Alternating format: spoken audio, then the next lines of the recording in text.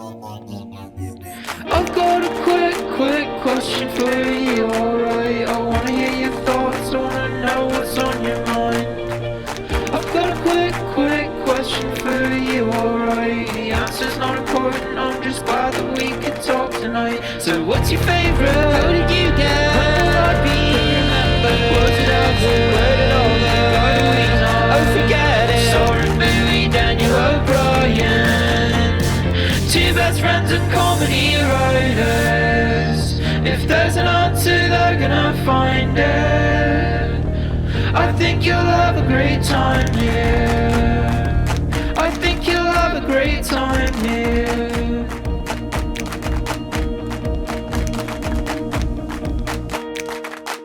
Is the podcast. It's Quick Question with Soren and Daniel, the podcast with two best friends, etc. and so forth. Soren, I'm going to jump right in here. Oh, geez, Louise. Okay. Apologize. Put my suit on. Hold on before I get in.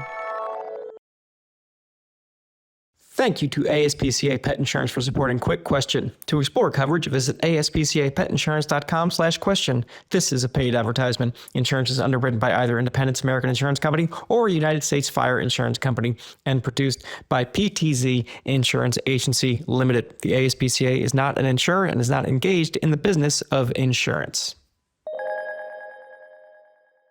All right. To just our audio listeners who don't follow the show on YouTube, so you can't see what I'm doing right now, but I'm wearing a one of my backpacking long sleeve hooded breathable moisture wicking shirts. Yeah. And it's got this thing I'm going to show Soren where it's got these built-in holes for my thumbs where the sleeve becomes like quarter glove maybe, so it just hooks onto the thumb and covers some of my palm. Soren, what do we think about this? What do we think about these? Do you think your shirt invented that? No, I don't think my shirt invented it. Okay. I got a new sweatshirt in the mail yesterday that also has these little thumb loops, and I'm not going to put that on for the podcast because I think I might return it. I think that those thumb loops are more useful than your hood on that pair of long underwear. Do you really? Yeah, I think that hood is completely useless. The very first time I put on a thing with these pre-made thumb loops at the end of the sleeve, I thought, well, isn't that clever? It's like a glove that's also a sleeve. But then time has passed and I've thought about it more, and it's really not like a glove. It does very little glove work. It has a really specific function. Tell me what it is. Tell me what the specific function is. Okay, it's because you're not layering. When you layer, it's much easier to stick your shirt through the other sleeves when you've got that in. And then also, if you're putting on gloves over it, then you're not in any condition where, like, if you're snowboarding or skiing or whatever, that when you're falling, you're not getting snow up your sleeve, which is one of the worst things that happens to you every single time you go skiing or snowboarding. That makes so much sense. Is that the only and explicit function with these things? I don't know. I've used them before. Man. I've got a jacket with them, and when it's particularly cold out and I want to pull my sleeves all the way down my arm, instead of just bunching them at the end, I slip my thumbs into my little harnesses, my little thumb harnesses. That is really handy. It's so much better than like trying to pinch the sleeve when you're putting another layer on there. Right. So yeah, I have used them in not that circumstance before, but growing up, it was, well, not even growing up. They didn't really have those growing up. But like in my older life, I would use those all the time for skiing and snowboarding because I was like, oh, this is perfect. This is stopping the one thing I hate the very most about skiing and snowboarding. I think here's where my confusion about it came in, because where I grew up, on the wrong side of the tracks, the punkers, the punk rockers that I loved and respected, but was too afraid and timid to like dress like and embody. They would cut these little holes in the sleeves of their black hoodies. Yeah. And they would stick their thumbs through it, and it seemed like a fashion choice that I thought was so cool and so interesting. And they had like safety pinned messages to their hoodies, and they destroyed their clothing, which was to me was just like verboten. You wouldn't destroy the clothes your mother bought you. She'll be so mad. Yeah. But these punkers would do it, and they had their thumbs through the loops, and I was like, that's really cool. And now they're selling it they're selling it. They're selling it. And I think it's less cool now. But I think it's because I didn't know, I've never known until this moment what it was for. Yeah, I don't think they were using it for that same purpose, but I agree with you. It did seem it was very much an aesthetic choice. We had those punkers. We had those. Yeah, we had those kids where I grew up. One of them had a mohawk, and they all smoked. And then I walked past them one day, and this one guy in the group, he looked at me, and I kind of like nodded up at him, and then kept walking. I was probably like 9, and he was like, "Man, don't be scared of us." And I was like, "What?" And he was like, "Don't be scared of us. we're just like you." And I was like, "Okay, all right." And like that has just somehow stuck with me my whole life. That I walked past this group of guys that I was scared of, and this guy was like, "I see that you're scared. I see you, and you shouldn't be. We're harmless." I remember one of the punkers in my school, and they have all of their different safety pinned messages all over their sweatshirt. And one of them, this is just to show how fucking terrible post 9/11 jingoistic fervor was in America. Probably my sophomore year of high school, it must have been, that someone had safety pinned pro-war as a statement on their sweatshirt. And I don't think it was ironic. I think this was like a punk rocker who was genuinely like, "I hate my parents and the system, but like, we gotta go out there and make those guys pay for 9/11. I love the troops so much." There's have you seen the movie Friendship yet? This is just a small detour, and then I'm walking right back. What's Colin Lally? No, Connor O'Malley. I know Connor O'Malley. I already know what you're thinking, and it's good. It's Connor O'Malley is in that movie, obviously, because he's good friends with Tim Robinson, and there is a moment where he's giving a speech he should not be giving in a house with a woman who has recently survived two traumatic events, and like he doesn't really know anyone there that well, but has decided to give a speech. And at the end of it, he's like, "I'm just gonna leave you with this. We should have never left Afghanistan. We should still be there. We should be helping those." And I was like, "Oh, I kind of want to steal that." Anytime that there's like an opportunity to give a speech, and I run out of steam, I want to just jump into "We never should have left Afghanistan."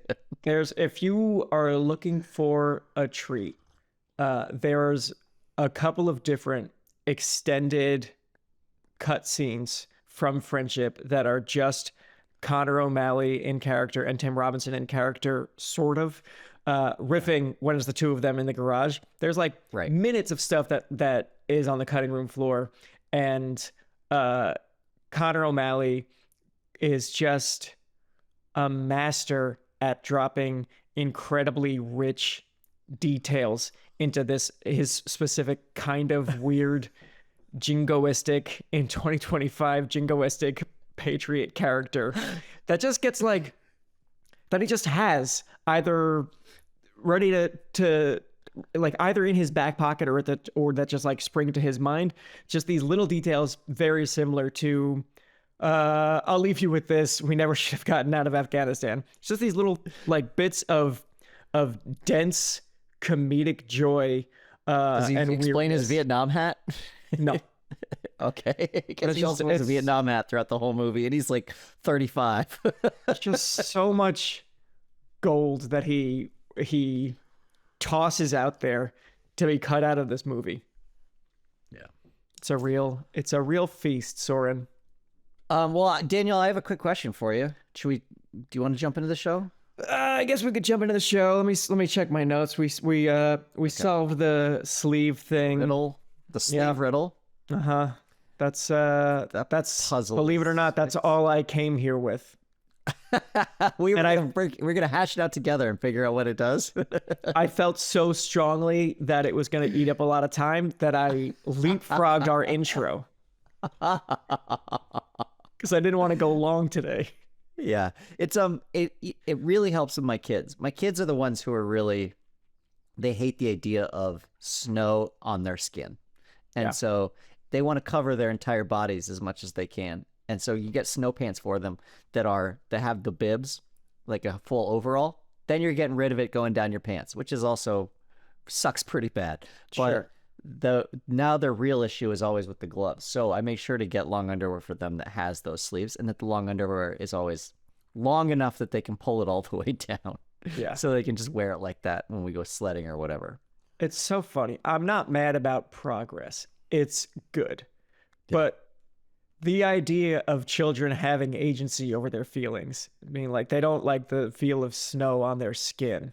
So we will address that is so funny and foreign to me. Where I think back to when I was a kid, I was like, yeah, I probably didn't like that either.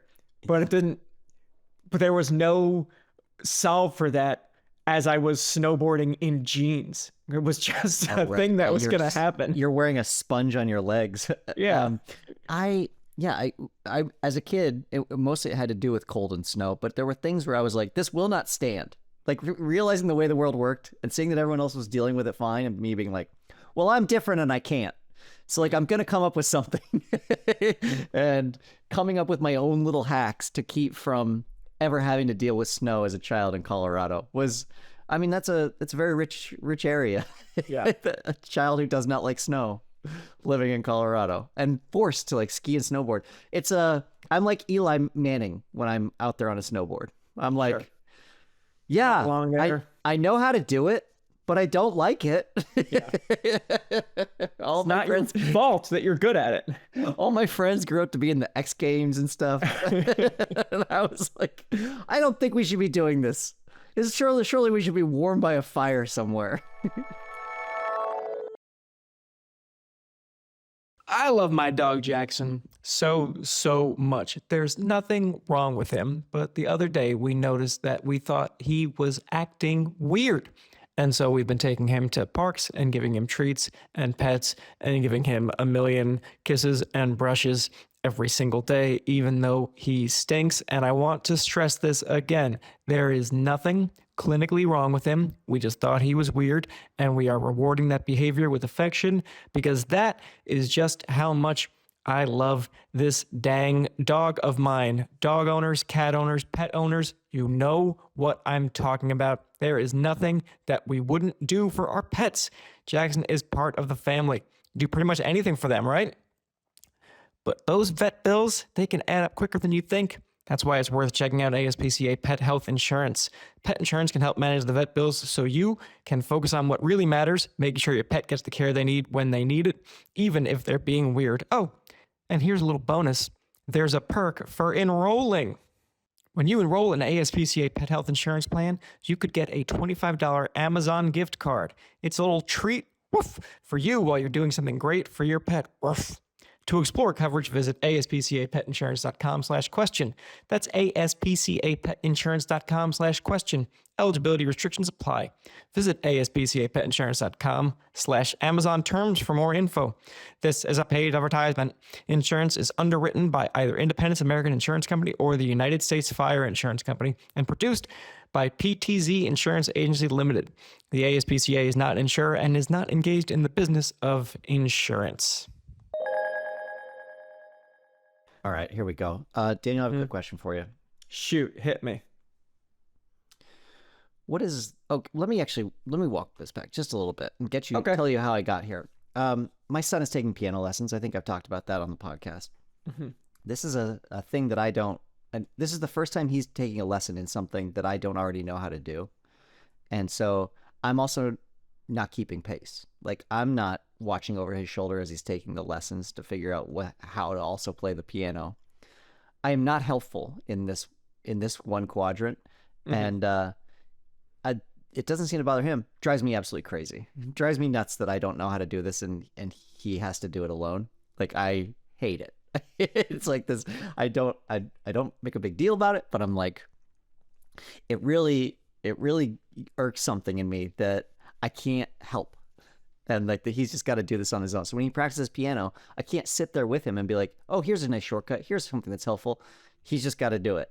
And I don't like that. I do like how good he is at it. Like that he's just like, I got it. It's fine. Now, one of the things that he's doing on piano, because with any instrument, you got to learn the bass first before you can ever do anything remotely cool on the instrument. Yeah. No, sorry, you don't have to learn. Yeah, but BASE. You saw me smirking. You saw me happy about it. Yeah. You got to learn the bass first. If you ever want to learn an instrument, you want to learn violin, bass first. That's such an important clarification for you to jump in like, oh, don't misunderstand. No one needs to learn the bass. No, the bass just happens. The bass is something you fall into when somebody else is sick and you would ordinarily be playing a different instrument. He's got to learn, like, the names of the keys, how to sight read music, like all that stuff that sucks so bad early on, and you don't get any of the flavor of like what makes playing music cool. Yeah. But he's very patient throughout this stuff. Again, I'm like, it's gonna get good, man. And he's like, it's fun. And I'm like, it's not fun. You know what the fuck you're talking about. It's gonna get fun. And I should tell you, a friend of the show, Sean Beery, his wife is my son's music teacher. She doesn't teach him piano, but she's his music teacher. So she teaches them, and she's got a great sense of humor. She's very funny. And she teaches them, I don't know why I'm being cagey about her name. It's Molly Peters. She's wonderful. I should shout her out on the show. Mm-hmm. She gives the kids all kinds of fun stuff to listen to and try to play. So like last year he learned Seven Nation Army on the recorder. And then like the only reason I knew that is because at the park he was on those like marimbas they sometimes have at parks, and he's playing Seven Nation Army over there. And I was like, where'd you learn that? And he's like, well, we learned it on the recorder. And I was like, yeah, but this isn't a recorder. And he's like, yeah, it just sounds the same. And I was like, yeah, I can't do that. And then very few people can play anything on the marimbas. She's also had them listen to Come On Feel the Noise. And so my son is pecking out very hesitantly on the piano Come On Feel the Noise, which is so funny. It's like such a funny thing to listen to in the house. Somebody learning Come On Feel the Noise delicately. But it made me wonder, Daniel, what is your all-time favorite cover song? Like, what cover song makes a song better? And I can go first if you want. You can. I want to. I do want to get ahead of something, because there's a real temptation to be cute with this, and I'm not gonna take it. But like, there's what I would have said in high school would have been something like, I might not be positive about this, but like Torn from Natalie Imbruglia, where cover? People don't realize it's a cover or a remake of a song. Something like that, where it's like you pick a song that everyone knows and it's like, actually that's a cover of an Otis Redding tune or whatever. Yeah. Like that kind of thing where you pick the popular thing that everyone knows. I'm not going to do that. Oh yeah, let me also give you some stipulations. But I would like people to know that I could. Let me give you some stipulations. In the olden days, everyone would make the same fucking song. That was just the way it worked. Like someone would come out with a song and everyone else would be like, oh, I can't wait till Elvis does that song. And then you'd get everybody like cycling through like these various songs that everybody was going to do. We're not doing that. And we're also, I even think that we should cut out like All Along the Watchtower. I don't think those types of songs where the cover is already proven itself. It's already a song that everyone's like, yeah, the cover's way better than the original. I think we would cut those out as well. Yeah. Okay. Now go ahead. I think about a cover of Hey Ya by Outkast. That Outkast did the song. This was an Andre 3000 all right. song. I was like, what? And then in early 2000s, there was this guy, Matt Weddle, who was part of a band called Obadiah Parker.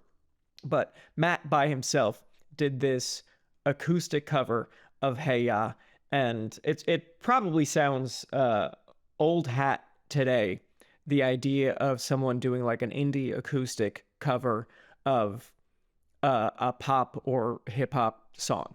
Okay. It felt very novel at the time, first of all. Second of all, the way I encountered the song is the way a lot of people did, which was through like just a grainy YouTube video of a guy.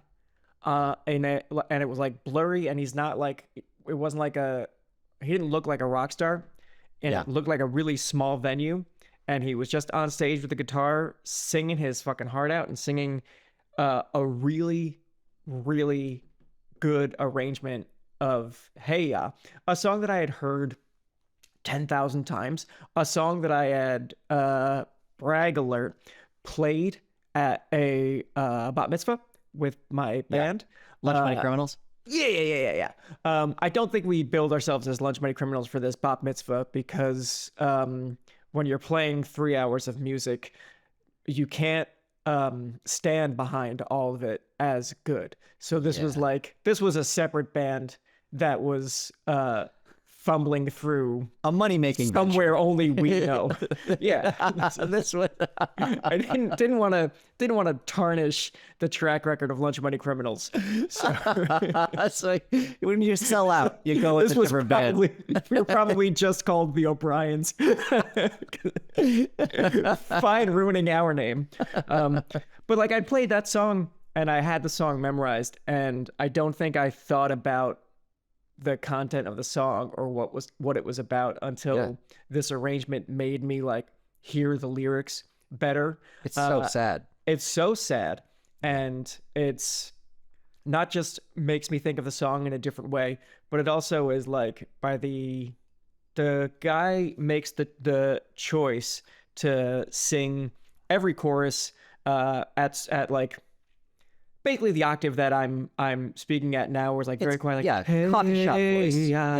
And then by the time we reach like the great crescendo of the end of the song, he's optioned up with the octave, and he is like belting this, and his voice sounds so fucking great, and it just makes you want to sing along in the car, which I did and do a lot. I found a way to rip the audio from YouTube and put it onto a mix CD so I could play it in my car. And I have a very clear memory of driving around Los Angeles, scream singing that song, and someone in a car next to me, clearly caught up in how much fun I was obviously having, rolled down the window and asked what I'm listening to. Like, that's it's like a YouTube. I didn't do the research. It's like a YouTube of this guy with a beard singing "Hey," and like, I can't give you any more information than that. I gotta go. I gotta get out of here. And also, I gotta start it over again. I can't just like stop singing it. Yeah, you didn't come prepared. That poor person has no idea to this day what you were fucking doing. No. Like, I want to find out what was so fun. Yeah. So that song is a very sad song. You're saying like got like a coffee shop vibe to it. This version. Yeah. Okay. So I'm blown away. First of all, like, I don't understand when people are making music how they know whether something is going to be a hit when they're making it. And maybe sometimes they do, and maybe sometimes they don't. They must have known that this was going to be a hit, because there's a moment in that song, a very sad song, which is so fucking fun, where Andre 3000 is like saying something really dark, and then he goes, before it like jumps into the chorus again, he goes, "Y'all don't want to hear me, you just want to dance." Like, he knew that there was going to be a multi-generational song where as soon as it came on, humans just stopped talking at a party and started dancing. Like, they wanted it so bad. And he was like, this is going to be my Pied Piper song, and everyone will fall in line. I can tell you, doesn't even matter what I say. At least one, but possibly more bat mitzvahs, that was the case. People did just want to dance. And like, just calling his shot. I talk so much about the Matt Whittle cover. Andre 3000 is fucking great. And Outkast is they're a genius. I don't want to take anything away from that and have this be like, look at what this white indie kid did to make this song better.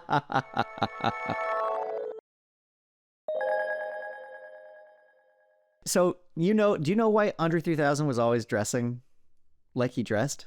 Wearing sheep legs and stuff like that. I didn't either. And then I saw a documentary recently where they were talking about, during this filming of Equemini, I think, like the music videos for Equemini, there was like, you had other people coming through because they did a lot of songs with collaborations. And all of a sudden, Andre 3000 was like dressing insanely. And some of these other, Big Boy was all about it. He was like, he gets it. He's like, he's great. He's like, who cares how he dresses? And some of the other rappers were like, no, what the fuck is he doing? And they did not care for it. The reason that Andre 3000 would dress like that is because he's, with the growing up with funk, he was enamored with bands like George Clinton and the Funkadelics, right? And so every single one of those funk groups was like treating it like they were bringing music from outer space. And so that was he was carrying on that legacy of being like, this should feel so foreign and crazy that it feels like it's from another planet. Yeah. Like what we're doing is so different that it should feel like you've never heard it before, and it's something completely new. And so he created like this idea that he was from the future or from another planet, and like he was bringing this to you. And I think AT-Aliens like plays off of that. And I was like, oh, that makes so much sense. He should have done a single interview where he said that. Because that rules. Okay. Well, That's mine for right now until I think of another one, because That's a nice one. I'm sure there are more. Yeah. Mine is also a context one, which My is only other memory with the song to go back to it keep going. is being this is something that I need to look into, because I was obsessed with the song. I was also a massive Scrubs fan, the show Scrubs, created by Bill Lawrence, great guy. And that show has a pretty remarkable soundtrack. Like the music cues in that show are great. There are a lot of like early Fountains of Wayne stuff in there. There's a lot of Rhett Miller and old 97s, a lot of this like not super popular stuff that just always seemed to like perfectly fit the moment of whatever song was happening. I don't know if it was Krista Miller doing the music supervision on that show at the time. I know she's done Shrinking and Ted Lasso, but it wouldn't surprise me if she was also behind that. There's an episode of Scrubs, I think when they're in Hawaii and it's a wedding, and Ted, who is in real life dead, Sam Lloyd, he played the lawyer on that show, the wet lawyer, who was in an a cappella group. I found a lot of kinship in this character. Oh, yeah, this a wet acapella guy, sad, sweaty guy. He has a great voice, and in one of the Scrubs episodes, he sings this cover of Hey Ya in a way that at the time made me like thrilled to hear it, but also had a lot of like legal and copyright ideas floating in my head of like, yeah, it's a cover, like it's Outkast's song, it's Andre's song. Yeah. Ted is singing Matt's version of this song that I don't know Ted would have arrived at otherwise. It really seemed like music supervisors on Scrubs were like, this is the perfect version of this song to score this moment. We should do it, instead of licensing the cover of the song. And I don't know how the rights would how they're supposed to work there, but it did jump out at me at the time as like, it will really bum me out if people watching at home think that this is like an original Scrubs music choice and not this poor guy who was filmed at an open mic night somewhere. I think I don't know. I shouldn't even speak on it because I don't totally know with residuals and like music rights and stuff. But I think that everybody who helped create that version gets a taste. Like they all wet their beak. But I don't know. Yeah. I assume that whoever did the original composition is the one who gets the most. But I'm in a similar situation with my episode that I'm currently writing for our show, American Dad, where there's a cover of Mr. Bojangles that is in a movie called American Movie, which is a documentary, but it's this guy Mike Shank who's in that is playing Mr. Bojangles, and it's like this really sparse peeled back version of the song, and he's not singing along with it, it's just guitar, and it's so sweet and great. And I was like, I want that so bad for this episode. But that song is like, it's so far removed from the original creators of Mr. Bojangles, which is who? The Nitty Gritty Dirt Band? Who originally did Mr. Bojangles? So I'm in the same boat where I'm like, I don't even know if this is possible, if I'm allowed to use this cover of a cover of a cover. Yeah, it's tricky. Yeah, I don't know. I know that Glee got in some trouble. I don't know if it was ever resolved, but the show Glee had their little Glee folks do a cover of Baby Got Back, and it was like very clearly, specifically the arrangement that Jonathan Colton did first and did really well. Enough that there's like he in his version included he censored one of the swear words with the sound of a duck quacking. Yeah. And Glee also did that, and that's like, a cover is a cover. that the duck thing is like clearly wholly Jonathan Colton's invention. And man. I don't think he ever got like proper compensation directly from the Glee people. I think he made out okay just because his fan base is big enough that they spread that story enough that his version gets to the top of the iTunes charts and gets him some amount of money. Certainly didn't reach the heights of the Glee song, and certainly didn't get any money from the producers of Glee. Right. I think that's like par for the course with Glee, which famously did not want to pay any artist to feature their songs on Glee. They were always like, listen, if you let our kids sing a version of Seven Nation Army on Glee, it's gonna get to the top of the iTunes charts, and it's going to raise your profile. And for a lot of artists, like the Fray was probably very excited to get one of their songs featured on Glee, to get whatever percentage of that would carve itself out to find out who wrote this song. Let me buy tickets to the Fray's concert. That was certainly the pitch. Glee was like, this is going to be good for you if you give us this song for free. It's diabolical. And they went to Foo Fighters. For exposure. They went to Foo Fighters, and the Foo Fighters were like, fuck off. We're not going to give you My Hero for exposure. I've never heard of Glee. You'll give us money for our song, or that's it. You don't get the song. I mean, even if I had heard of Glee, even if Glee was like, hey, we want to use your song, and like, it'll go to the top, I'd be like, that's great news. Now compensate me. Right. Like every one of those people, it's so diabolical. It was a different time also. Everyone was still like, didn't know that compensation couldn't just be exhibition. Yeah. And, but yeah, it's so sad. It's so sad that people got away with that for so long. Anyway, I want to tell you mine. Mine is also, the first time I heard it was in a YouTube video. It is a guy who he has changed the context of the song, in my opinion. Do you know who Josh Weathers is? No. Okay, musician.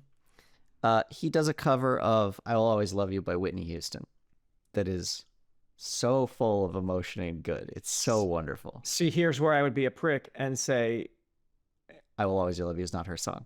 It's Dolly Parton's song. Yeah, it is. Okay. But I'm not doing that. I'm not doing I'm being cool and relatable today instead. So that, Dolly Parton crushed that song. Obviously crushing everything. This is a Dolly Parton song. Well, this other guy, Josh Weathers, also covered it. Man, you're not a great day to be a black person in Daniel's mind today. Daniel will not give black people credit for a single thing. Okay, so Josh Weathers, I'd heard this song as like a cover and thought, this is really good. And then I didn't realize that the video is actually much longer. There's another version of it in which he gives a preamble before he sings it. I guess he does it as a lot of his shows. But when he was a kid, he had a mom who was divorced, and like they were moving around a lot. And so it was just like these two, and they were a team.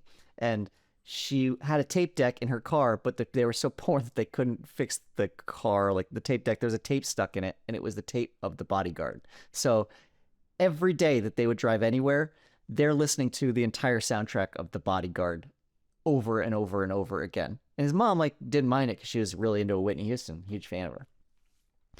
And so he also so am I. a lot of his, a lot of his musicianship he attributes to like, I had this voice belting at me all the time in this car, the beautiful voice. And so like I had no choice but to embrace it and like absorb it. And so he now plays the song, but he doesn't play it from the perspective of like somebody in a relationship, like an ending of a relationship, a sexual relationship. He sings it to his mom as like, the dynamic was not always great because she was a single mom and there was a lot of fighting stuff, but like the way that he still loves her, like that he sings it to her, and it's so good when you like change who the song is to is like completely changes what the song is. I'm like, oh, I really, really love this song now. So yeah, Josh Weathers, I Will Always Love You. It's wonderful.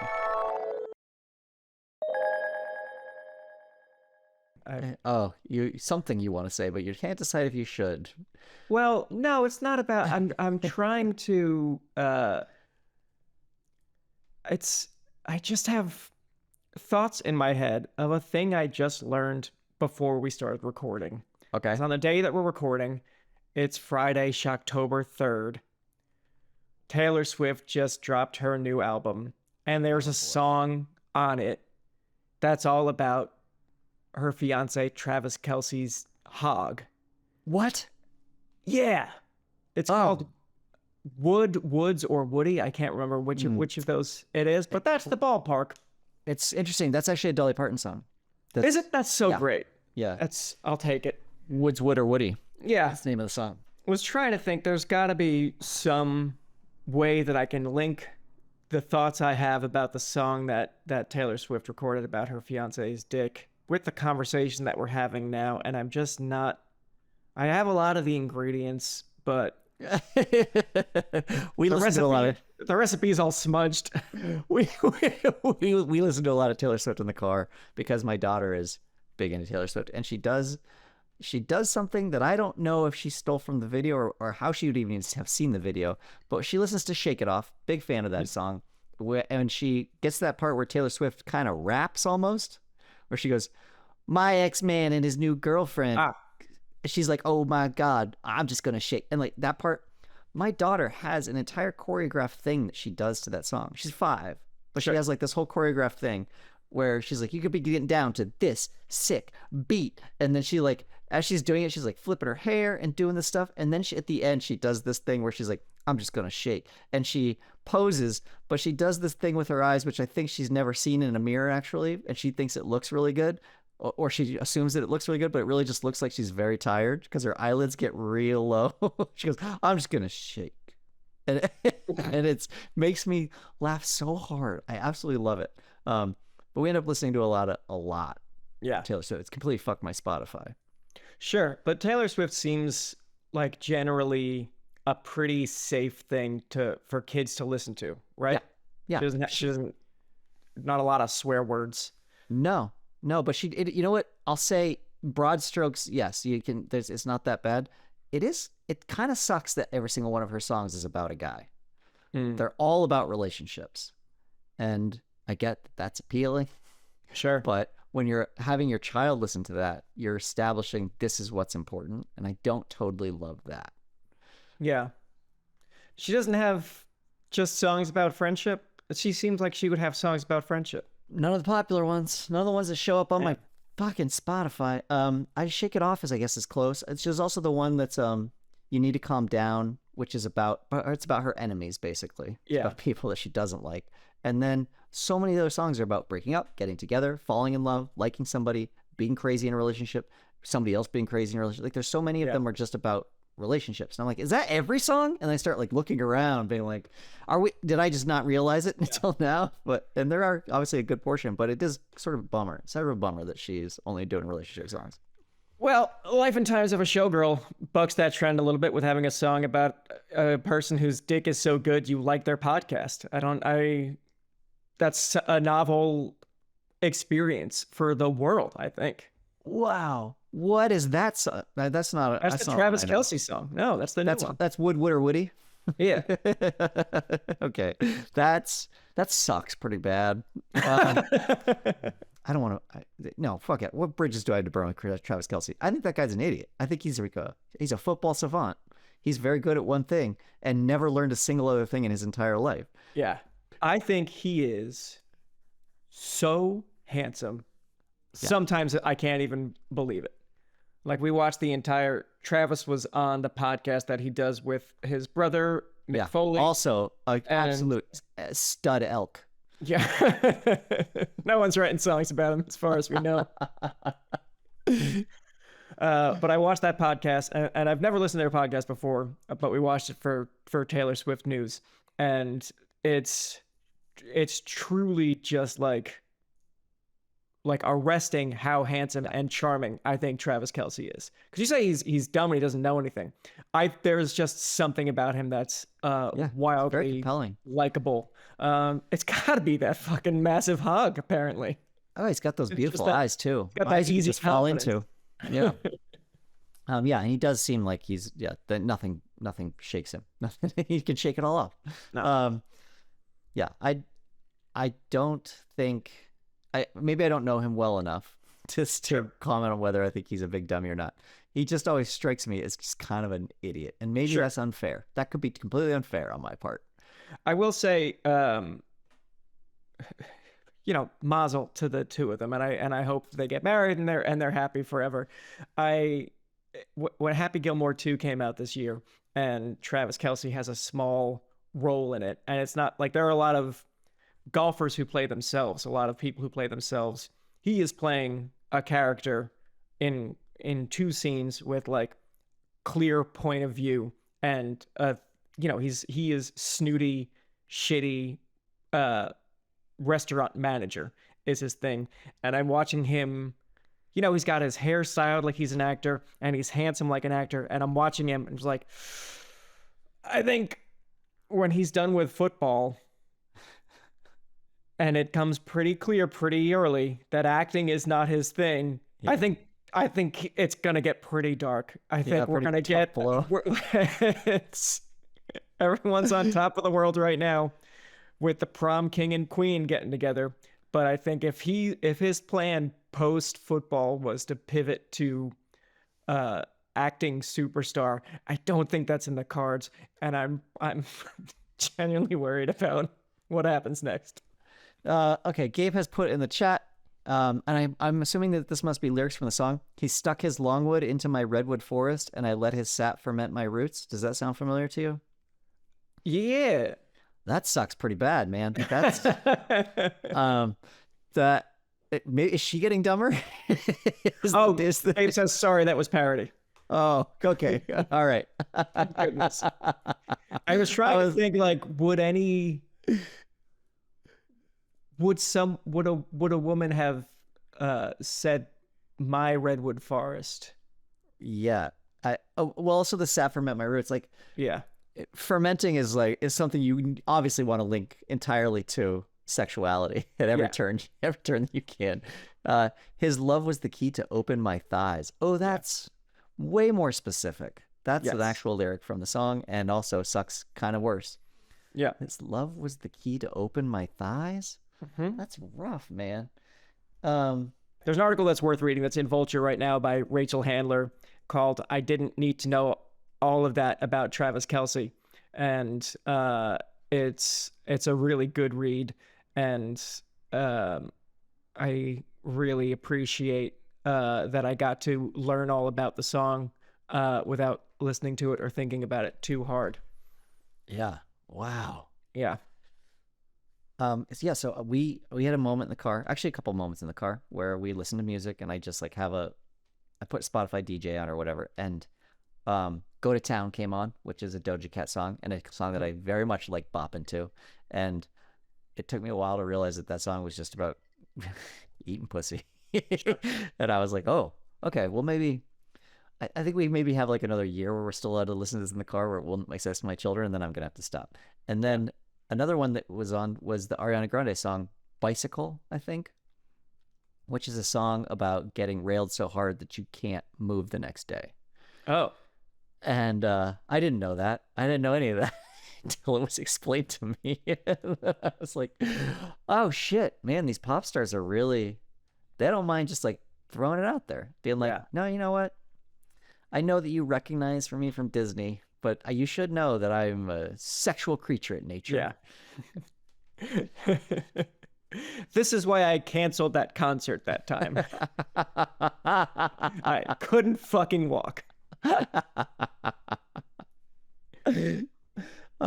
anyway, I'm waiting for the covers of those. I'm waiting for the toned down coffee house version of those.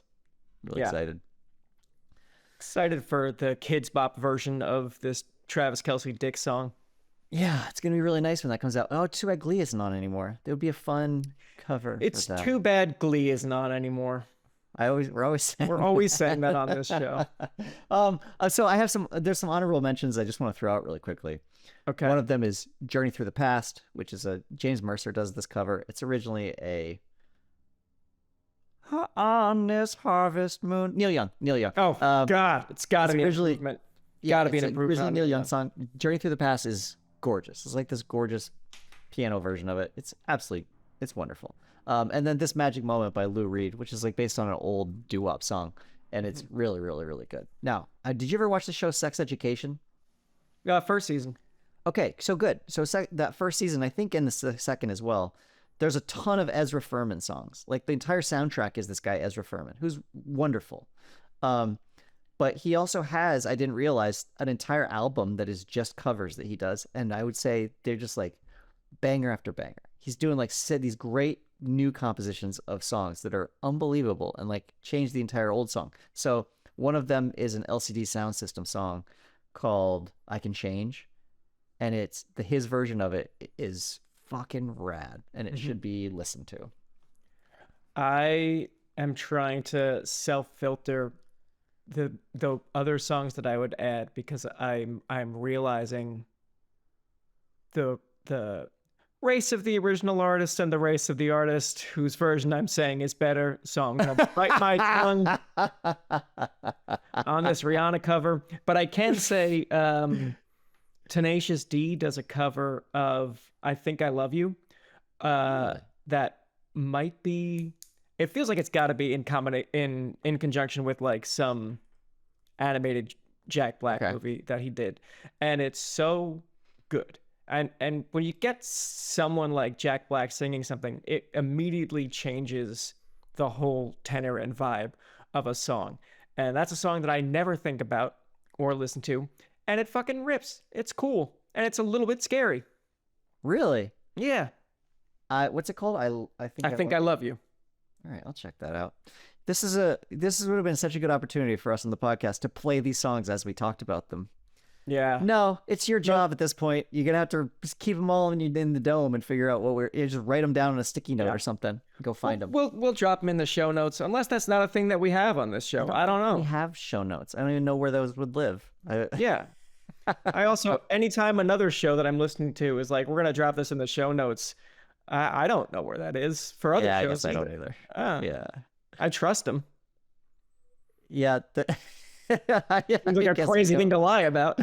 I guess they must have websites.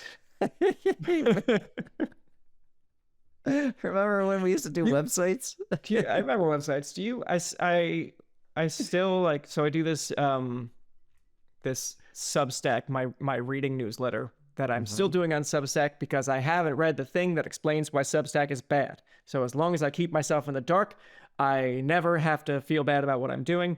And eventually information will be forced upon me and I will delete Substack and pivot to something else that is, right, as of now, less problematic. But anyway, I was writing my reading letter and I was promoting a book by Joe Firestone called Murder on Sex Island. And I wanted to link to bookshop.org to promote the book. And I also wanted to link off to Joe herself, in case people don't know who that is. She's a writer, comedian, and she's very, very talented. And she has a website. And it's got like, here's where you can buy my books. Here are some clips of mine you could find online. Here is like a bunch of my works. And for business inquiries, you can have this contact information. Sorry, you don't have a website, right? No, fuck no. I don't either. I don't even think this podcast has a website that we I don't own. think so either. Wait, is Blue Sky mine? I don't actually know. I think I believe I'm the only one there. I think my Substack that might be run by Nazis, I think might be the closest thing I have to a website. No, I don't have a website. That's a cool idea, though. I'd love to have a website. All these writers and comedians and performers and stuff who are just like, yeah, if you want to hire me, here's all of my stuff. Here's like documentation of the work that I've been doing for my career. And it's like, hey, I'd like to get hired one day. I wonder if I should have one of these websites. I wonder if any of my stuff is left from the world. When I did Behind the Bastards, which is a show that's so much more popular than ours, and like even they actually talk about real information on it. Yeah, and they release their episodes on YouTube, and it's just like 20s and 30,000 views just on YouTube. It's completely separate from however else people experience their podcasts. And it's like, this would be, I should like promote our podcast or the Patreon for the podcast or the book that one of the books that I wrote that I still want people to buy, even though I keep forgetting about it. And the best I got was like the most recent post in my Instagram was like, listen to Dead Presidents on the Patreon for quick question. It's not a very actionable link to get anyone to do anything. That's true. You're gonna have to go find it. If you really loved what you heard on this podcast and you want to know more about me, I do like pictures of my wife on Instagram, and I have a podcast that I do sometimes. And Blue Sky, I'm still trying to figure out what I want my Blue Sky presents to be. I have my really want my club on Substack. If you want my attention, you got to be a really interesting bug in my garage. Yeah, I will pay attention to you. Then I'll take a lot of pictures. If you follow me on Blue Sky and your avatar like looks professional, then I might click through to see who you are because you might be famous. Right. But otherwise, I'm ostensibly unreachable. Yeah. And you can't find anything about me. Well, that's a good way to leave it, I think. A mishandled career. Thank you, everybody, for listening. Daniel, you have 7 Emmys. You're fucking fine. Yeah, but someone should write that down somewhere on the same website that has my Blue Sky. Yeah. Everybody, thank you for listening. This has been a Quick Question with Sora and Daniel. Obviously, if you have a song that we missed, a cover that we missed, put it in the show notes because I think you have access. Drop it in the show notes, please. I think you have better access than we do, and we'll take a look at those someday. And that's about it. Actually, I am pretty reachable on Blue Sky. If you really do have something you want to say to Daniel, I generally do pass that information along. He does. So, I'm available. I'm just hanging out. Yeah. Waiting to talk, waiting to chat, waiting to make new friends. I think, by the way, I might leave Blue Sky too. It's not toxic in the same way that Twitter was toxic, but I'd been really doggedly trying to make Blue Sky just like dumb joke the same way that you do, just like here's some dumb jokes. It's barely any self-promotion, just like here's some stuff. And I was writing a joke that is a continuation of a series of observations I've had about peeing and how I pee too much and I want to pee less. And the joke was something about how I've entered the cycle of drinking less water, so I pee with less frequency, but then I get headaches. And we're all having lots of fun with it. And then someone was like, why would peeing frequently be a bad thing? It's better than being dehydrated. I'm like, this fucking sucks. I can't go anywhere. Yeah. I recently just like had a really good political joke and did it. I was like, I got to put this up. And it did so well that I was like, oh, fuck. That's the only shit that's going to kill on this website. I don't know. I mean, I'm not on this website to kill. I didn't think. But then all of a sudden it happens. And I'm like, no, I think I like numbers. The attention. Yeah. And this is the way to get the attention. Am I now going to do this all over again?